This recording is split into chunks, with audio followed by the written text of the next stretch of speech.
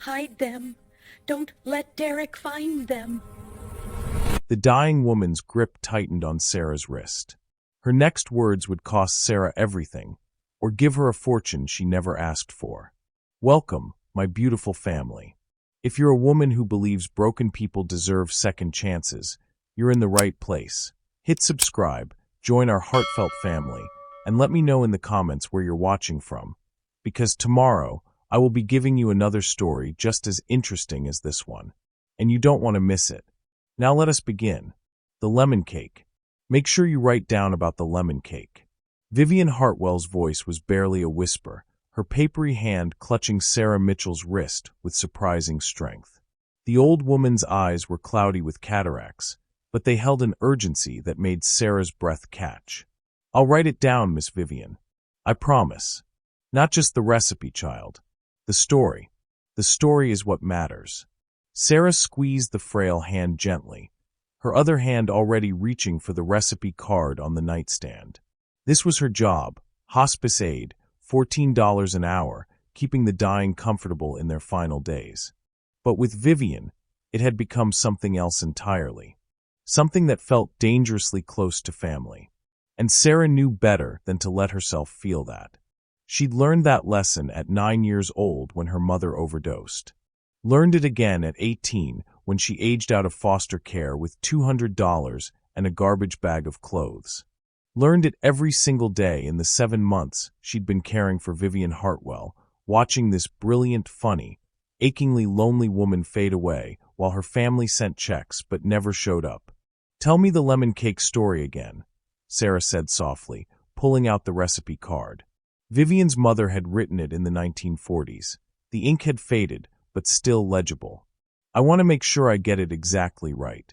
Vivian's face transformed. Even dying, even struggling for each breath, she lit up when she talked about her mother's recipes. It was 1956. Your grandfather, my James, he was so nervous. Vivian's voice grew stronger, the way it always did when she traveled back in time. Kept fumbling with the ring box in his pocket during dessert. Finally, I said, James Hartwell, if you don't ask me soon, I'm going to eat your slice too. He laughed so hard he dropped the ring in his coffee. Sarah smiled, writing notes in the margins of the card. This was their ritual. Every Sunday for 7 months, they'd cook one of her mother's recipes. Well, Sarah cooked. Vivian directed from her wheelchair, eyes too weak to read, hands too shaky to measure. But she remembered. Every ingredient. Every technique. Every story.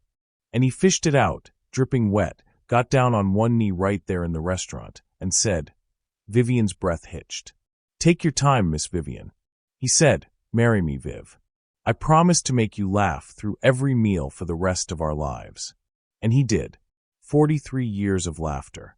Tears rolled down Vivian's weathered cheeks. I miss him every day. But you know what I miss more? Sarah waited, her throat tight. Someone remembering how I take my coffee. Vivian's voice cracked. James knew. 2 sugars, light cream. Even at the end, when he could barely remember his own name, he'd try to make my coffee just right.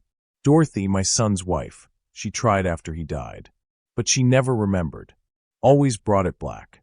And my grandson Derek, he just sends money for the home delivery service. Nobody remembers anymore. 2 sugars, light cream, Sarah said firmly. I remember, Miss Vivian. I'll always remember. But would she? How long did memories last when the person was gone? Sarah pushed the thought away and helped Vivian take her evening medications. The blue flower pill at 6. The oval pink one at 7. They'd stopped bothering with medical names months ago. Vivian's eyes couldn't read labels, and what did it matter anyway? The medications were just buying time, and everyone knew time was almost up. Will you make the lemon cake next Sunday? Vivian asked, her energy fading. I want to taste it one more time. Want to close my eyes and be 23 again, watching James fumble with that ring. Of course. I'll bring the lemons myself. The good ones from the farmer's market. You're too good to me, child. Vivian's eyes drifted closed. Too good for $14 an hour. Sarah tucked the blanket around Vivian's thin shoulders. You're worth a lot more than $14 an hour, Miss Vivian. So are you, baby. So are you. That was Monday. By Friday, Vivian was unconscious. By Saturday morning, she was gone. Sarah found her at 6 a.m. when she arrived for her shift. Vivian looked peaceful, hands folded on her chest, lips curved in the ghost of a smile, and clutched in her left hand, so tight Sarah had to gently pry the fingers loose, was the recipe box. The wooden box that held her mother's recipes. The only inheritance Vivian cared about, she'd said once. The only thing that mattered. Sarah sat beside the body of the woman who'd become her family and cried. Big, ugly sobs that came from the part of her that was still 9 years old and standing over her mother's grave, understanding for the first time what alone really meant. The hospice nurse came. Young, efficient, sympathetic, but detached. I'm sorry for your loss. Were you close?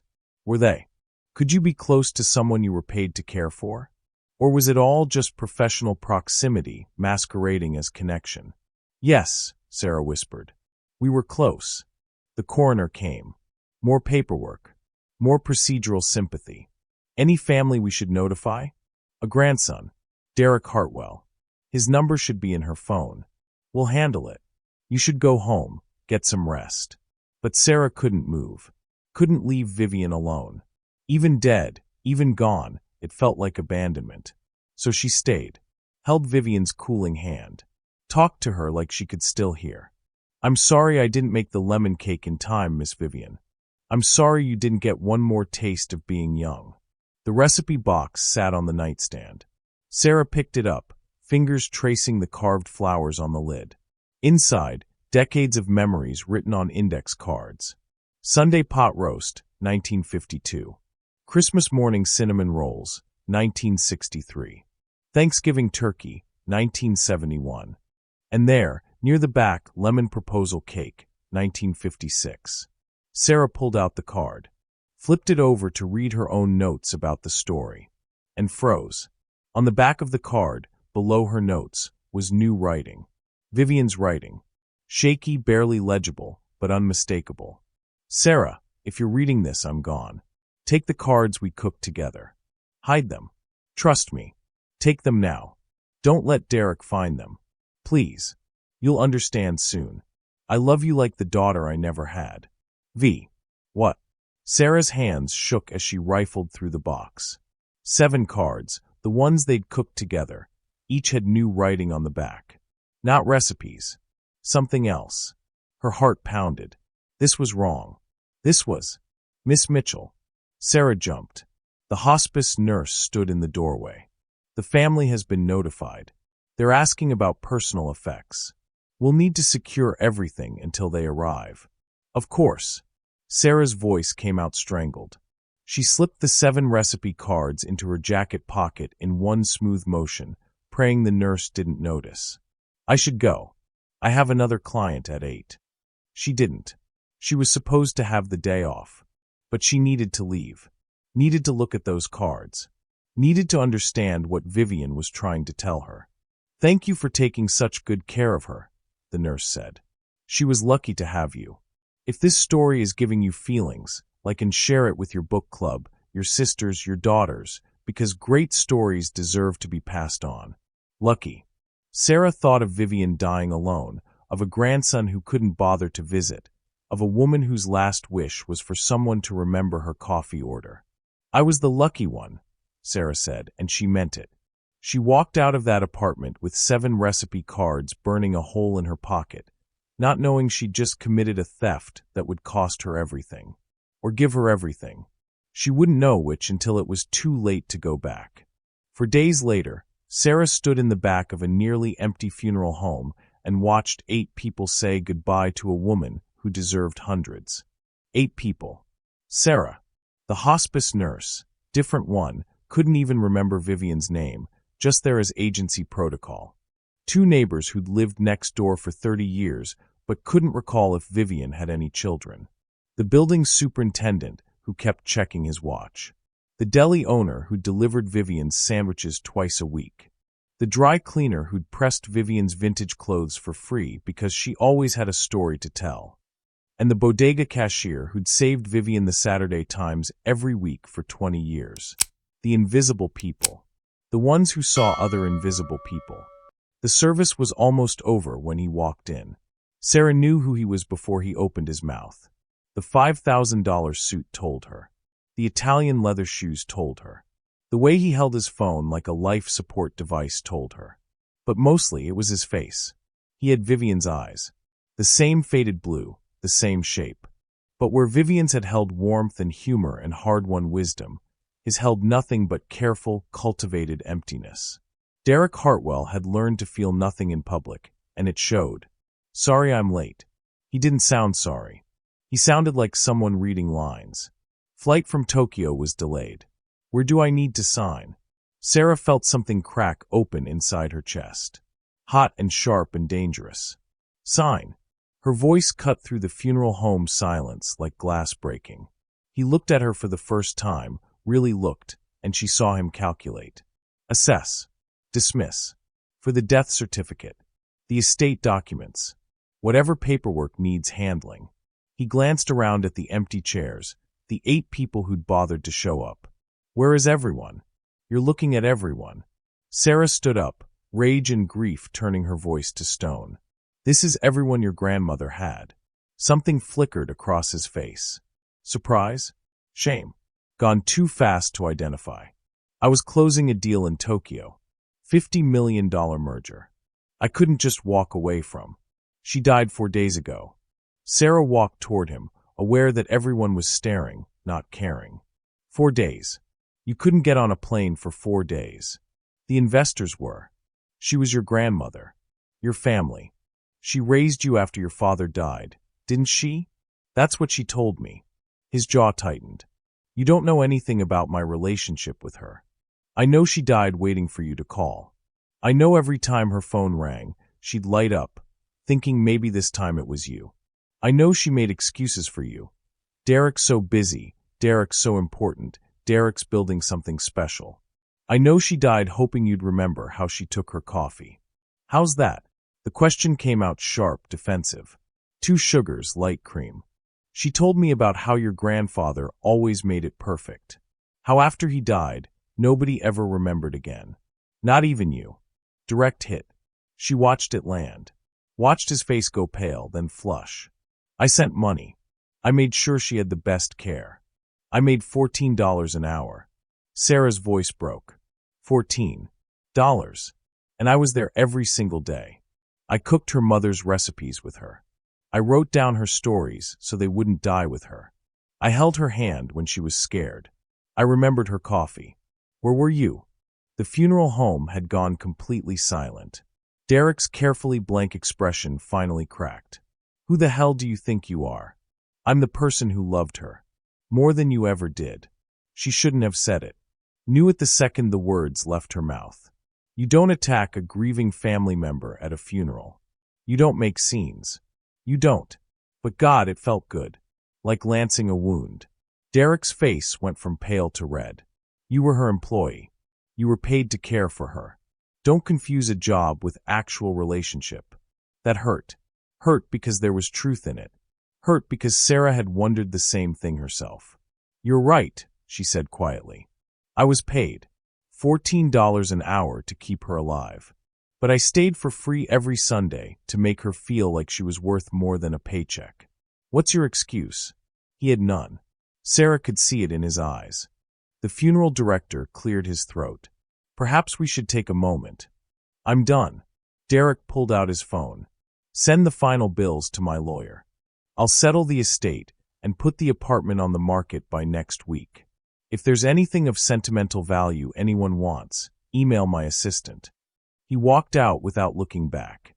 Sarah sank into her chair, shaking, knowing she'd just made everything worse. The hospice nurse patted her shoulder awkwardly. He's grieving. People process differently. He's not grieving. He's scheduling. Maybe that's his way. Maybe. But Vivian deserved better than efficiency and estate liquidation. The service ended. Everyone filed out in uncomfortable silence. Sarah was the last to leave, standing over the closed casket, whispering apologies Vivian would never hear. I'm sorry I made a scene. I'm sorry I wasn't better. I'm sorry you died alone. The funeral director approached gently. "We're closing up, miss. Did anyone claim the ashes?" The grandson authorized cremation.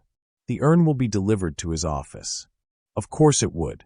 Vivian would end up on a shelf in some Manhattan high-rise, next to the golf trophies and the MBA diploma. Sarah walked out into the October cold, jacket pulled tight, and went home to her 400-square-foot Queens studio. No dishwasher. No space.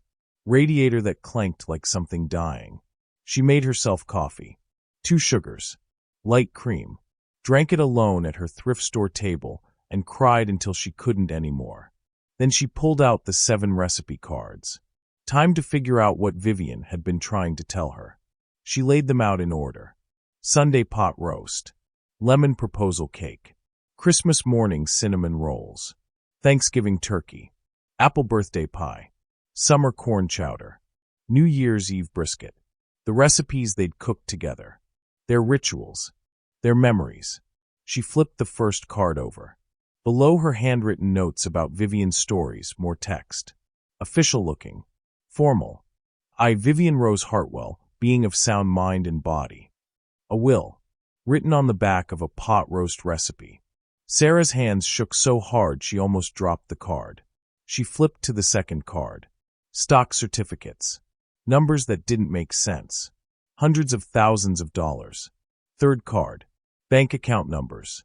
Fourth card. Property deed to the Manhattan apartment. Fifth card. More stock certificates. Sixth card. A letter. Seventh card. The ending of the letter. Sarah read it 3 times before her brain would accept what her eyes were seeing.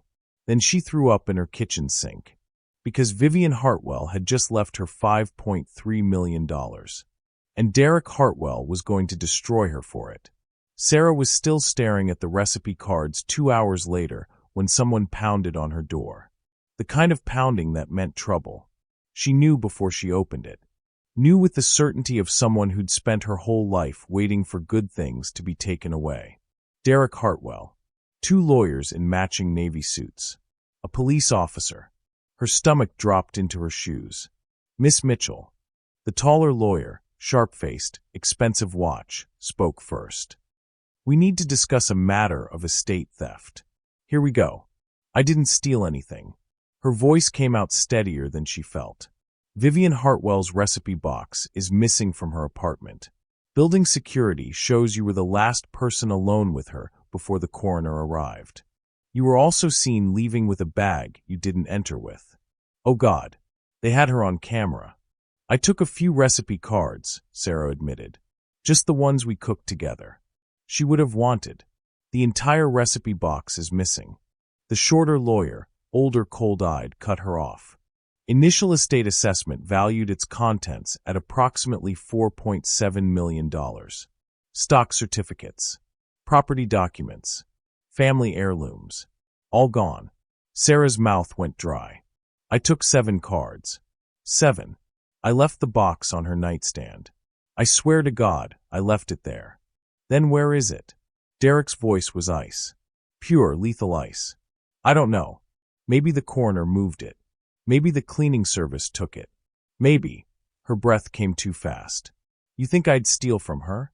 After everything? After everything?" Derek stepped closer. "After 7 months of positioning yourself as her savior? After driving a wedge between her and her actual family? After making a scene at her funeral about how much more you loved her than I did? That's not. You saw an opportunity." His voice went quiet. "Dangerous. A lonely old woman. A distant family. You wormed your way in, made yourself indispensable, isolated her from everyone else, and then you stole her legacy." The accusation hit like a slap. "The recipe box is worth millions," Derek continued. "You knew that, didn't you? You knew what was in it." "I knew it was recipes." Sarah's voice broke. "I knew it was memories. I knew it was the only thing she cared about preserving. I didn't know about any." "Then show us what you took." The police officer shifted forward. "Miss Mitchell, if you cooperate and return the stolen property, we can potentially avoid criminal charges." "Criminal charges. Court. Prison. Her life destroyed over 7 recipe cards she'd taken to remember a woman who'd mattered. Sarah's hands shook as she walked to her kitchen, pulled open the drawer, took out the 7 cards, still in their plastic sleeves, still annotated with her handwriting and Vivian's stories. Here, take them. I'm sorry. I didn't mean to steal. I just wanted to remember her. She handed them to the shorter lawyer, who examined them with clinical detachment, then flipped them over, and froze. Mr. Hartwell. His voice had changed. Gone careful. You need to see this. Derek took the Sunday pot roast card, turned it over. The color drained from his face. Check the others, he said, voice strangled. The lawyers spread the cards across Sarah's kitchen table. A will, stock certificates, bank accounts, property deeds, and a letter that started on the apple pie card and continued on the brisket card. Derek, if you're reading this, I'm gone. I don't blame you for being busy. Your father raised you to value money over memory, and it killed him at 52. Heart attack at his desk, chasing one more deal. I hoped you'd be different. But Sarah showed me what family actually looks like. She's a hospice aide making $14 an hour. She has nothing extra. And every single day for 7 months, she gave me everything that mattered. Her time, her presence, her heart. She remembered my coffee. She learned my mother's recipes. She wrote down my stories so they wouldn't die with me. You sent checks. She sent herself. So here's what happens now. Sarah gets the apartment, paid off in 1987, currently worth $2.1 million according to the assessment I had done last month. Sarah gets the stock portfolio. IBM shares your grandfather bought in 1962, currently worth $3.2 million. Sarah gets the recipe box and everything in it, because she's the only one who ever asked for the stories inside. You get $100,000 and the family photographs. Maybe they'll remind you what family is supposed to look like. This isn't punishment, Derek. It's education. Wealth means nothing if you're too busy to love people. Success means nothing if you can't remember how someone takes their coffee. Be better than I raised your father to be. Be better than you've been. Learn from Sarah. Love like she loves. Show up before everyone you care about becomes a ghost. The only inheritance that matters is the one you give while people can still feel it. I love you. I always did. I just wish you'd believed it enough to show up. Vivian. P.S. This will was witnessed by Dorothy Bruce, hospice nurse, and Tommy George, building superintendent, on September 15th.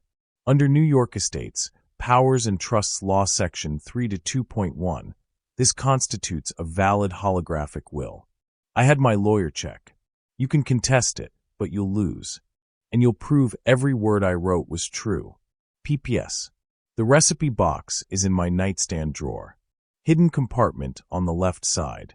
I didn't want you to find it until after the will was read. I know you, sweetheart. You'd have tried to talk me out of it. But Sarah earned this. Let her have it.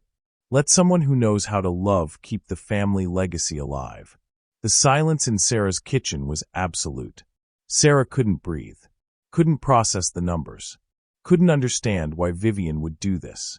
Derek made a sound like he'd been gutted. The lawyers exchanged looks. Is this legal? Derek's voice came out broken. It's dated, witnessed, and follows New York holographic will requirements, the older lawyer said. This supersedes any previous will. If we can locate the recipe box with the remaining documentation, hidden compartment, left side of the nightstand. Sarah heard herself say it. She told me once, but I thought she was confused, forgetting where she'd put things. We need to verify. I'll take you there now. Sarah grabbed her keys with numb fingers. I'll show you exactly where it is. Because this was insane. This was a mistake. Vivian couldn't have meant to leave her millions. They'd known each other 7 months. Sarah was paid to be there. It wasn't real. Was it? Sarah. Derek's voice stopped her. Did you know? She looked at him. Really looked. Saw past the expensive suit and the cold eyes to the broken man underneath. No, she said simply. I knew she was writing something on the cards. Thought it was more stories. More memories. I didn't know until 15 minutes before you showed up. Why would she do this? He wasn't asking her. He was asking the universe. I'm her grandson. Her blood. Why would she give everything to a stranger? Because I wasn't a stranger. Sarah's voice came out soft. Sad. I was the person who showed up. And sometimes that matters more than blood. Derek's face crumpled. He sat down hard in her thrift store chair, put his face in his hands, and broke. Loud, ugly sobs that shook his whole body. The lawyers looked uncomfortable. The police officer cleared his throat. And Sarah, God help her, couldn't walk away from someone in pain. She pulled out the chair across from Derek and sat down. She loved you, Sarah said quietly. She told me all the time. Talked about how brilliant you were. How you'd built your company from nothing. How proud she was. I wasn't there, Derek choked out. She was dying, and I was in Tokyo closing a deal. What kind of person does that? The kind who learned love looks like money. The kind who's terrified to be vulnerable. The kind who's drowning and doesn't know how to ask for help. He looked up at her, face wet, eyes devastated. How did you know? She told me. About your divorce. About your daughter. About how you threw yourself into work so you wouldn't have to feel the pain. She understood, Derek. She was worried about you. I don't deserve her understanding.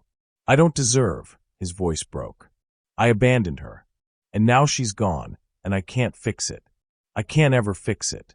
Sarah reached across the table, took his hand. You can't fix what happened with Vivian, but you can fix what happens next. What do you mean? Your daughter. Lily, right? 12 years old. His face went white. How do you? Vivian talked about her all the time. Showed me pictures. Told me how much she looked like you. How you were losing her the same way you lost Vivian. Derek pulled his hand away. That's none of your. Teach me, Sarah interrupted. What? Your grandmother left me money I don't know how to handle. Left me an apartment in Manhattan I have no business living in. Left me a legacy I don't understand. I need help. I need someone who knows how this world works. She wasn't lying. She was terrified. $5.3 million might as well have been $5.3 billion for all Sarah knew about managing wealth. But she was also offering him something more important. A second chance. In exchange, Sarah continued, you teach me about money and estates and investments. And I teach you what your grandmother tried to teach you. How to show up. How to see people. How to remember what matters before everyone you love becomes a ghost. Derek stared at her.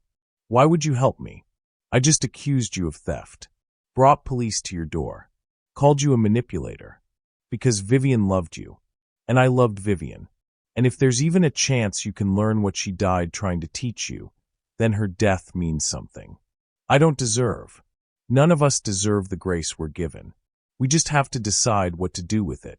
The lawyers were watching this exchange with professional fascination. Miss Mitchell, the older one said, we need to secure the recipe box and verify the will's authenticity. After that, we'll need to begin probate proceedings. This will take months to settle. How many months? 6 to 12, depending on whether Mr. Hartwell contests. Sarah looked at Derek. Are you going to contest? He was silent for a long time. Then, no. If this is what she wanted, then. He took a shaky breath. Then I owe her this much. To accept it. To learn from it. To let go. Thank you. Don't thank me. I'm not doing this for you. I'm doing it for her. Because maybe if I can become the person she thought you were, I can live with myself again. Fair enough. They went to Vivian's apartment. Found the recipe box exactly where Sarah said it would be. Hidden compartment, left side of the nightstand, filled with the remaining recipe cards and all the legal documentation Vivian had carefully prepared. The will was valid. Sarah Mitchell, hospice aide, orphan, foster care survivor, was now worth $5.3 million. And Derek Hartwell, venture capitalist, millionaire, Vivian's only living relative, was left with $100,000 and a lesson that would cost him everything he thought he was. What happened next surprised everyone. Most of all, Sarah. Because 3 days after the recipe box was found, after the lawyers had started probate, after Sarah had called in sick to work for a week straight because she couldn't process what was happening. 3 days after her entire life changed, Derek showed up at her door. With his daughter. "This is Lily," he said quietly. "Lily, this is Sarah, the woman Grandma Vivian loved." Lily was 12 and had Derek's eyes. But where his were carefully empty, hers were alive with curiosity and pain and a desperate hope that made Sarah's chest hurt. "Dad said you knew my great-grandma." Lily's voice was small. "Said you were with her when she died." "I was." "Was she scared?" The question punched through Sarah's defenses. "No, sweetheart. She was peaceful.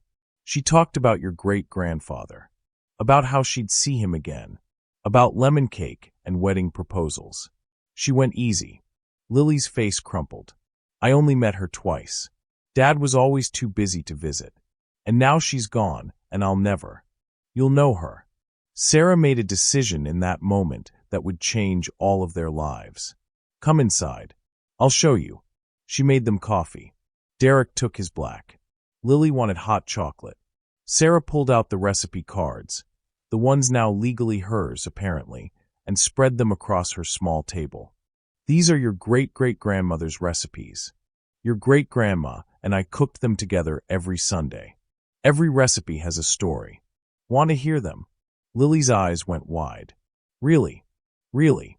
They sat in Sarah's tiny kitchen for 4 hours. Sarah told stories.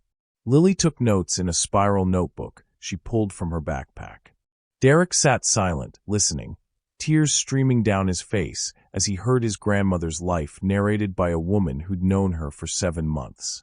When Sarah got to the lemon proposal cake, Lily interrupted. "Can we make it?" "The cake?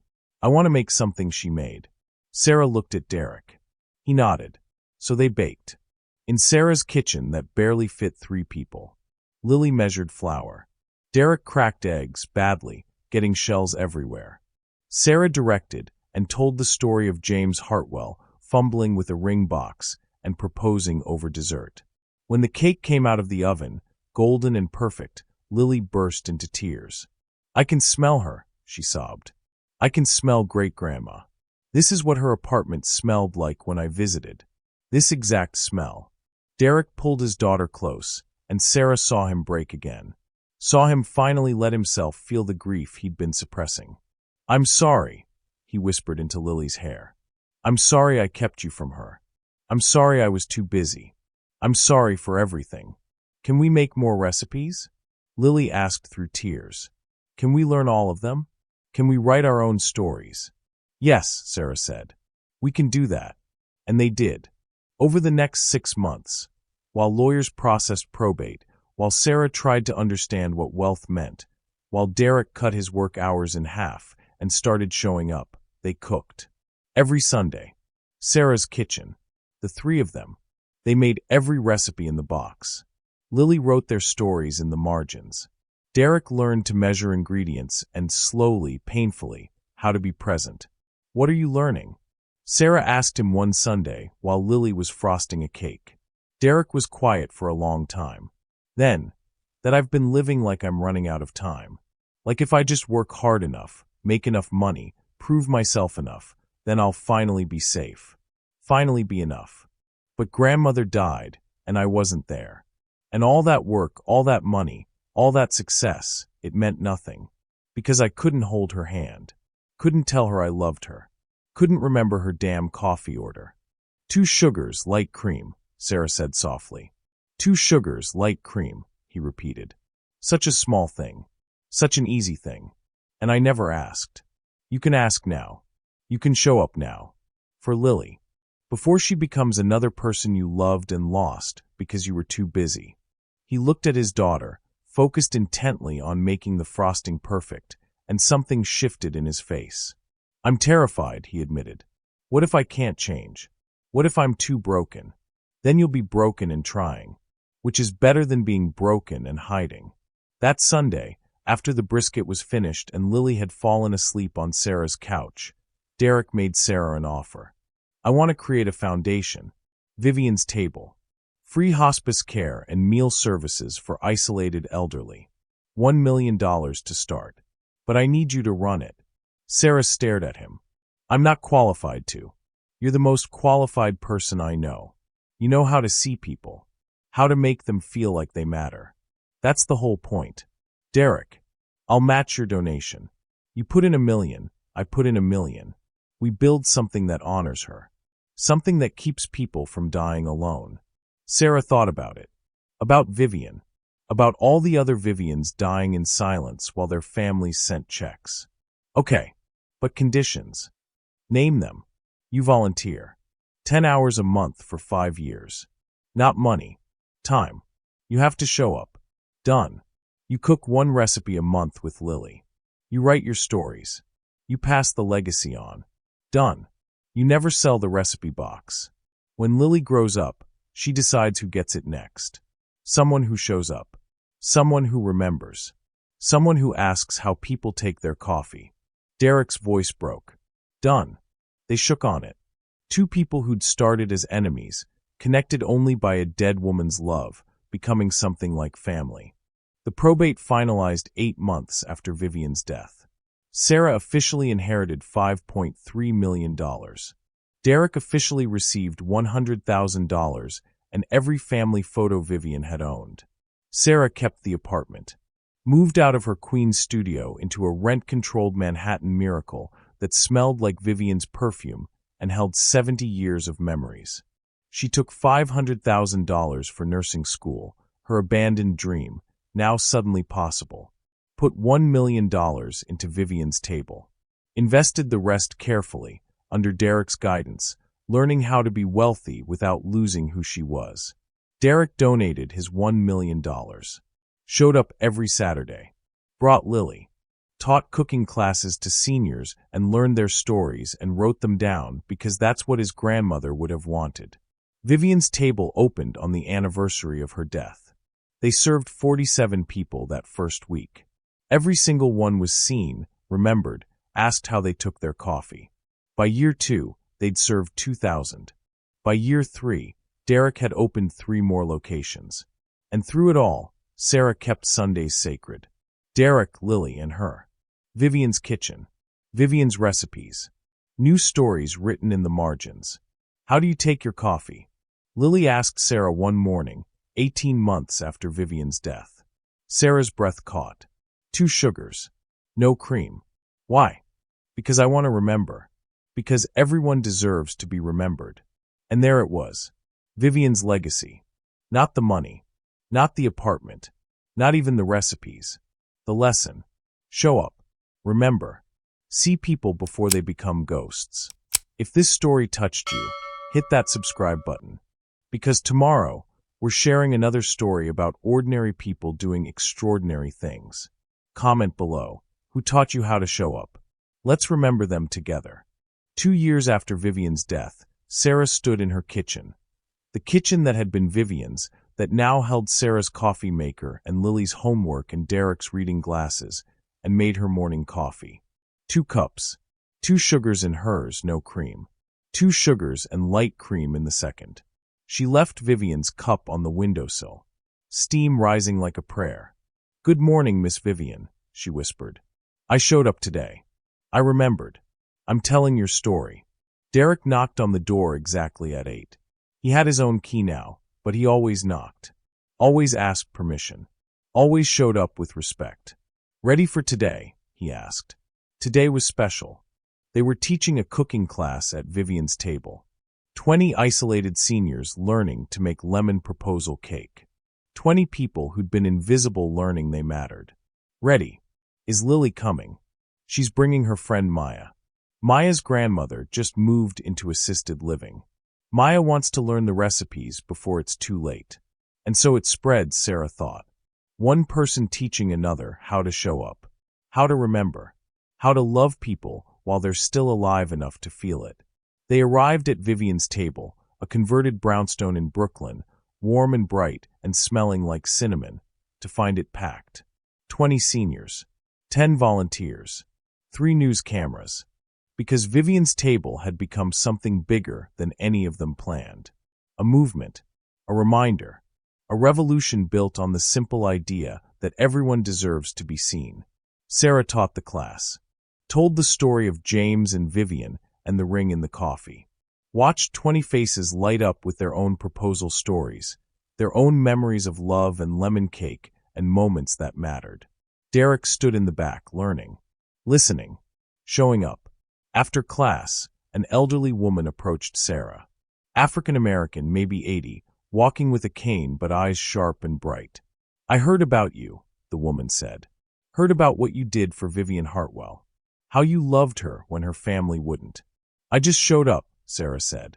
"That's everything, baby. That's the whole thing." The woman squeezed Sarah's hand. "My granddaughter, she works all the time. Never visits. I don't blame her. People are busy. But you know what I miss most?" Sarah's throat closed. "Someone remembering how you take your coffee?" The woman's eyes filled with tears. "Yes, exactly that. How did you know?" "Because that's what we all miss. The small things. The daily proof that we matter to someone." "How do you take yours?" the woman asked. "2 sugars. No cream." "I'll remember that," the woman promised. "Next class, I'll bring your coffee. Just the way you like it. Because everyone deserves to be remembered." Sarah watched her walk away and understood, finally, what Vivian had tried to tell her. The inheritance was never about the money. It was about the lesson, the mission, the sacred responsibility to see people before they disappear. That night, Sarah sat at Vivian's kitchen table, her kitchen table now, with the recipe box open in front of her. She pulled out a blank card, picked up a pen. "Sarah's Sunday morning coffee," she wrote. 2 sugars, no cream. Made in a kitchen that used to belong to Vivian Hartwell, who taught me that recipes aren't about food. They're about who shows up to cook them, who stays to eat them, and who remembers the stories that make them sacred. This recipe is simple. Show up. Ask questions. Remember answers. Love people while they're alive enough to feel it. That's the inheritance that matters. That's the only legacy worth leaving. Made with Derek and Lily Hartwell, who learned to show up before it was too late. October 2024. She placed the card in the box with all the others. Stories stacked on stories. Love layered on love. A family built not from blood, but from the choice to show up. Her phone buzzed. Text from Derek. "Lily wants to make the pot roast next Sunday. Says it's time to learn the story that saved Thanksgiving. Also, I remembered your coffee order. 2 sugars, no cream. See you Sunday. D." Sarah smiled through tears. See you Sunday. The 3 words that meant everything. The promise that mattered. The inheritance that never ran out. She looked at Vivian's photo on the shelf. Young and bright and laughing, arm around James, both of them covered in flour from some long-ago baking disaster. "I'm keeping the legacy alive, Miss Vivian," Sarah whispered. "I'm showing up. I'm remembering. I'm making people feel seen." And in the way morning light fills empty kitchens, Sarah swore she could feel Vivian there. Not haunting, not gone, just present, just remembered, just loved, the way everyone deserves to be. The recipe box sat open on the table, waiting for the next person who'd ask the right questions, who'd show up, who'd remember that the secret to every recipe was never about the ingredients. It was always about love. And love, Sarah had learned, was the only thing that compounds, the only investment that pays dividends forever, the only wealth that matters. Like and share if someone in your life taught you how to love like this. Comment their name below. Tell them they mattered. Before time runs out. Before the recipes are lost. Before the stories die. Because in the end, we're not remembered by what we owned or what we earned or what we achieved.